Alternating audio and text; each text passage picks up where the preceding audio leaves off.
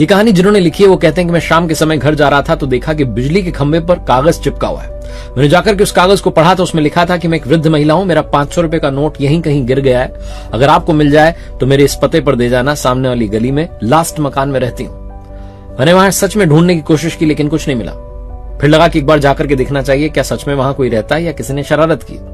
मैं वहां पहुंचा, दरवाजा खटखटाया तो अंदर से लाठी के सहारे एक अम्मा जी आई, बूढ़ी अम्मा, जो आकर के मुझसे कहने लगी कि बताओ क्या चाहिए। मैंने कहा माता जी चाहिए नहीं, आपका वो 500 रुपए का नोट मिला है, देने के लिए आया हूं। उन्हें नोट देने लगा तो गुस्सा करने लगी, कहने लगी बस करो तुम लोग, अब तक 50-60 लोग आ चुके हैं मेरी मदद करने के लिए, मुझे नहीं चाहिए कोई नोट वोट। मैंने कहा माता जी सच में वहां नोट मिला है, आपको देने आया हूं। कहने लगी बेटा कहानियां मत सुनाओ, मेरा कोई नोट नहीं गिरा है, किसी ने मेरी मदद करने के इरादे से वहां वो कागज चिपका दिया है। अब तक 50-60 लोग आ गए और मदद करते चले गए, अब मुझे और मदद नहीं चाहिए। मैंने बहुत मिन्नतें की, जैसे तैसे उन्हें वो 500 का नोट दिया और उनसे कहा अपना ख्याल रखना। जाने लगा तो उन्होंने कहा एक काम करना, मुझे लगा शायद कुछ मांगेंगी। माताजी ने कहा बेटा वो कागज फाड़ के चले जाना, मुझे अब और मदद नहीं चाहिए।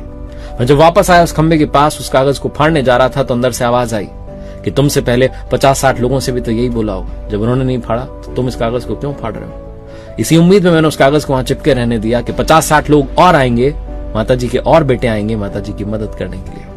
बहुत छोटी सी कहानी है जो सिखाती है कि लाइफ में पुण्य कमाते चलिए, अच्छाइयां करते चलिए, दुआएं वापस अवश्य आती हैं।